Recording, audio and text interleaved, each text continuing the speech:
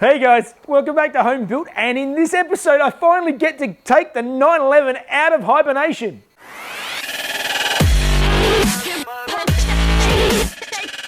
So those of you who've been following the channel will have seen that I've been working feverishly on the 911 engine, putting it all together, and the bulk of it is there, the timing is done, and there's a few little bits and pieces to bolt it up, but I thought it was time to switch back over and start doing a little bit of work on the actual car itself.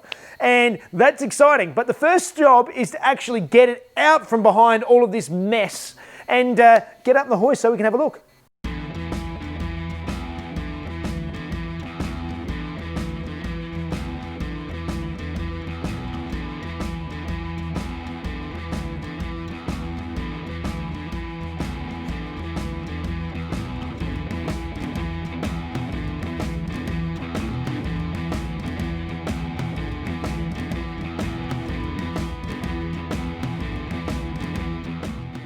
I really need to get myself a set of those wheel dollies things to jack the car up and slide the car around.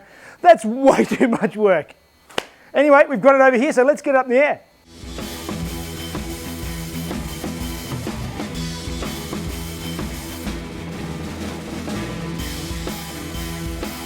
All right guys, so we've got the 911 up in the air, and the main thing that we're going to tackle today and try and start getting into and get our head around is the fuel system.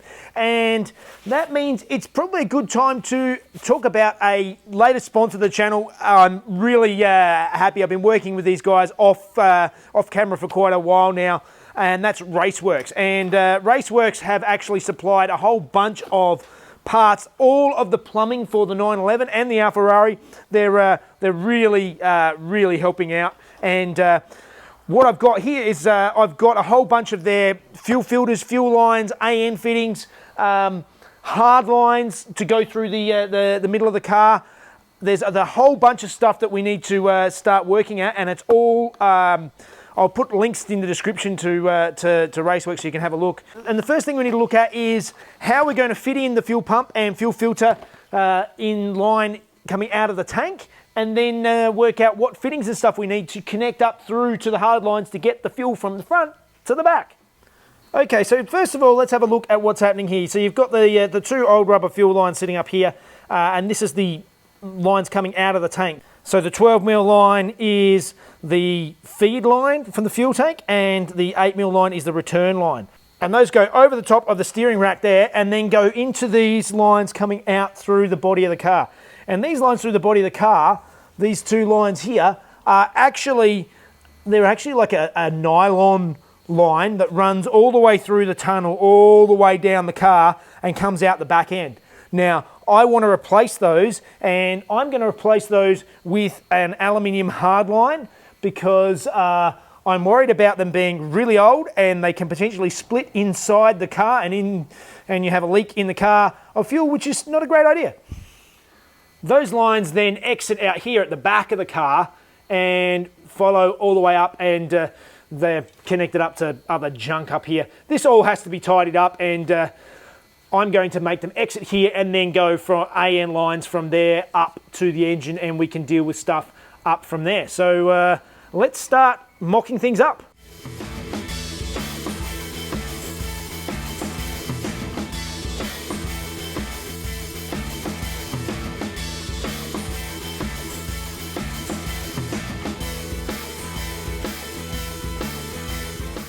All right, so now I've just got to work out roughly where I'm going to go. So the fuel pump I've got, this is actually a Walbro 255 litre per hour pump. So plenty for the power level I'm planning on having on this engine. And also I've got a pre-filter here. So Raceworks generally recommend this is a 75 micron pre-filter. So the tank will go from the tank through the filter, and then from the filter to the pump, and then the pump through the lines out the back, and then there'll be a post filter before the injectors of a 10 micron filter, so a finer filter, just to make sure that everything's nice and neat before we pump it into the injectors. So now it's time to work out where I'm going to mount these things. Now I've got this, I can either join them up and have them in one line, or I can have sort of one on one side and one on the other side. So now it's time to sort of have a bit of a look and see where they're going to fit.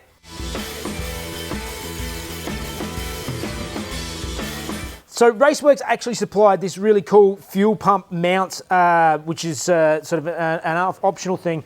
But actually the pump in this case, I don't know if it's going to be that easy to use it because there's nowhere good to bolt it onto. It's actually probably going to be easier to use the foam sleeve that comes with the pump and these rubber coated P-clips. And I can use one of these. I can directly screw the pump and the filter together in a line, and I'll mount them off of the bolts that bolt in the steering rack. I think that's going to be the easiest way to move forward with this. So that's my plan here, and I've worked out what fittings and stuff I need now for getting this all plumbed up. So I'll place my order for that, and I can move on with that next week. But for now, let's start having a look at some of the bits and pieces I need to paint on the engine. So before I can finish putting my entire engine back together, I need to put all of these bits here onto the engine. The trouble is that most of these bits are looking pretty crusty and nasty, and I mean, it's functional, it could work, but that's not what it's all about, and I want to make this look a bit prettier, so this needs to be cleaned up. One of the upgrades I did is, this is my original fan. This is the one that I came on my engine, that came on the mid-year cars. The 5-blade fan was actually designed to pump less air over the engine so the engine would run hotter and more efficiently, but obviously that was one of the downfalls of the magnesium case and started pulling head studs because the engine's got too hot. I've upgraded to a 11-blade fan. All this, the fan housing, the fan, the main fiberglass cover, and all the valve covers all need to be cleaned up, and I'm going to paint them. I'm going to make them all look nice and pretty. So first things first is start seeing if I can get rid of some of this nasty paint, and then have a look at some of the damage on this cover.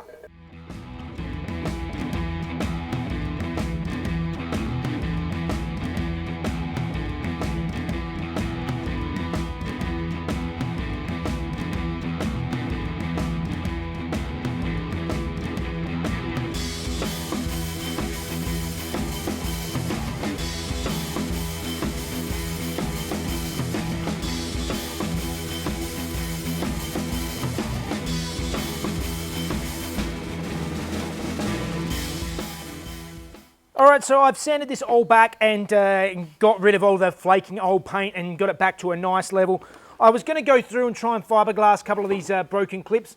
I've had a look, and pretty much every 911 gets these same little bits that are broken off, but you can just put a washer over the top and bolt them back on again anyway, so it's not a big issue. They'll be covered up and will hold sufficiently, so I'm happy enough with that. In any case, it's time to go onto the fan, and I'm just going to whack this in the sandblaster quickly and just give this a quick blast, just so that it's nice and neat and clean and tidy, so I can give it a paint.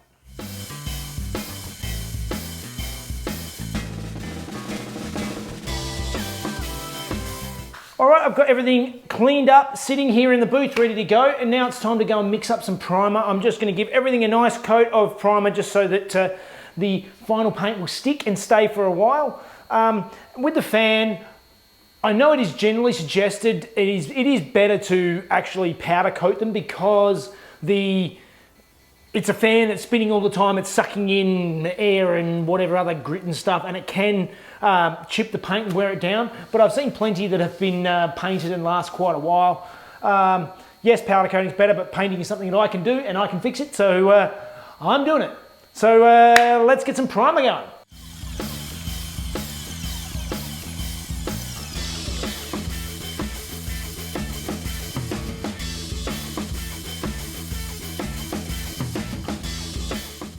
And there we have all of our parts nicely primed. So they will sit and set up until I can get back to them next week and put some colour on them.